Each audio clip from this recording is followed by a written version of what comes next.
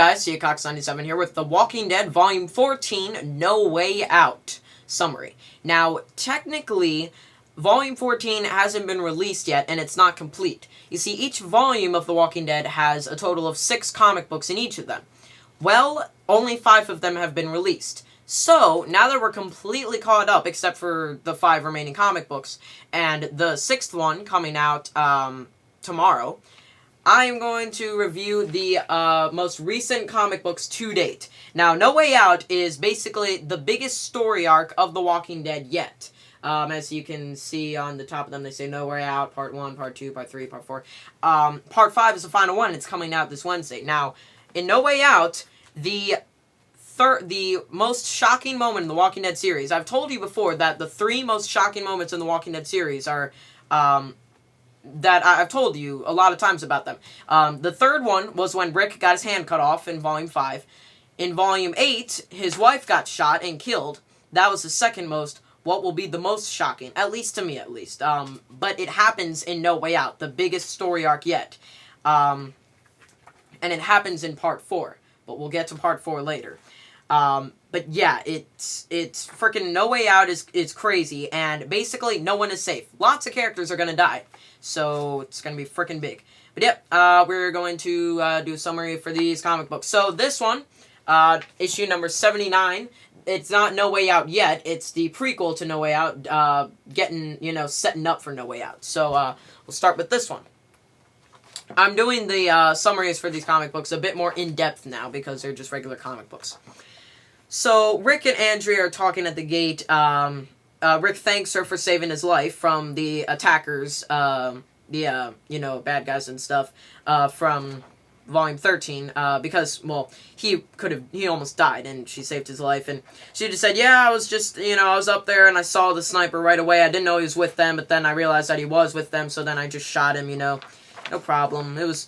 I felt it was normal. They look out the gate, and, here come Aaron and Eric on horseback. They're riding through the gate, and they're like, hey, come on, let's get him in. And they're like, what happened, Aaron? What happened? And he says, Eric's been stabbed.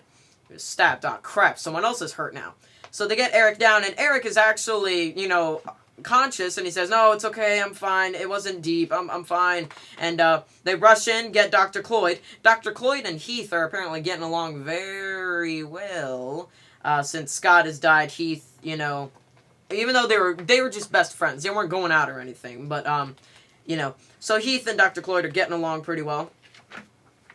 Aaron and Rick are standing outside the room, wondering, and he asks what happened. And apparently, Aaron and Eric were watching this woman, some lady who was alone, and she seemed to cry a lot, and they were watching her for a while. She seemed normal, so they thought, well, let's, take her back to the community.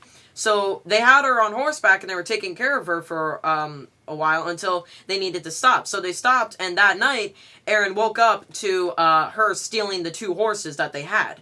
And Eric tried to stop her. She stabbed him with a knife and stole one of the horses. The horses that Maggie and Glenn had been riding at Herschel's farm.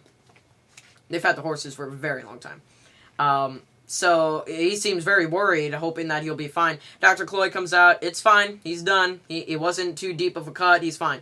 Eric and Aaron share a nice intimate moment with each other. So, okay. Well, good for them. He's going to be fine. Eric's just going to be fine. It was just, Aaron just freaked out a little too much. So, Heath and Andrea, chatting and stuff. Yeah, apparently, Heath has liked Dr. Cloyd for a while. He kept on talking with her when Scott was dying and stuff. So they getting along. That's cool. That's cool. Rick is asking Andrea if she wants to take some time off, because how tough her job is, and she just says, it's part of living in this community, pulling your own weight, stuff like that. I'm fine with it. I'll be fine. Just pull your own weight, stuff like that. So Michonne and Morgan start talking, and Morgan just says, it's been a year since my wife had died. I still am not over it, but, I was wondering if we could, at least have supper or something, breakfast, yeah. Could we just hang out for a while, get to know each other a bit more? So she's like, fine, that's cool with me. Rick goes to talk with Carl. Carl is still completely shunning him, just completely, not even, talking with him like he's his dad. Just like, all right, whatever, I'll be fine. So Rick is just like, I'm just gonna go to sleep. I've had a very long day. He's very tired. Andrea is up at her watchtower position. Tobin is driving the truck back, and it's a really close call. They get him inside and everything. Abraham takes care of some zombies. Apparently, some of the zombies are starting to crowd up. There are a good amount of zombies getting near the community. We saw that at the end of Volume 13. Maggie and Sophie are taking care of the horse and stuff. Aaron is, saying sorry because they lost one of the horses. He hopes everything's fine. She says, I'm just glad that, I just hope that crazy lady who stole the horse, will be happy that she has a horse, someone to transport her and stuff. I realize that these horses need wide open spaces. I just, I'm fine with it. I'm fine. So Jesse is, talking with Rick and stuff. She thanks him for what he did. And she's just happy that, he helped her out. She's feeling better. Ron is still getting over the fact that he's not living with his dad for now. Jesse is still feeling remorse, stuff.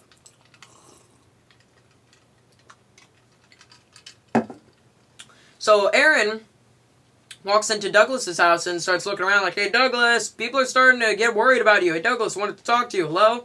Walks in, and there's Douglas. He's standing at the window, and he's like, darn it, it's starting to snow.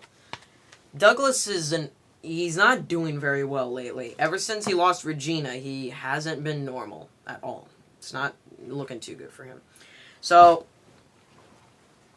Abraham's talking with people outside, and he points out, all right, here's our new job, okay? There are lots of zombies crowding around this gate, several dozen or so. Here's what we're going to do. We're going to have a good 6 of us, 7, 8 of us go out.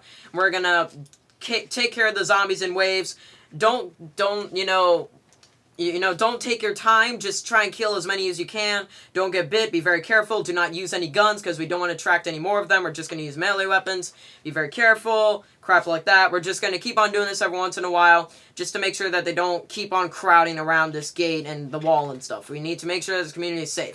So they go out and start kicking people, Abraham, Tobin, Heath, Bruce, Glenn, Spencer, all of them are going out there and kicking Aaron starts talking with Douglas, and he asks, did you put Rick in charge? And he says, yeah, why does it matter? And he says, what do you mean, what does it matter? And Douglas just says that Regina is dead. I don't care what things go on. I don't care how things work out anymore. I didn't take care of her at all. I'm a terrible person, I don't care about myself anymore. So Douglas has basically just given up. And he realizes that the only way this community is going to be safe is if Rick takes care of it.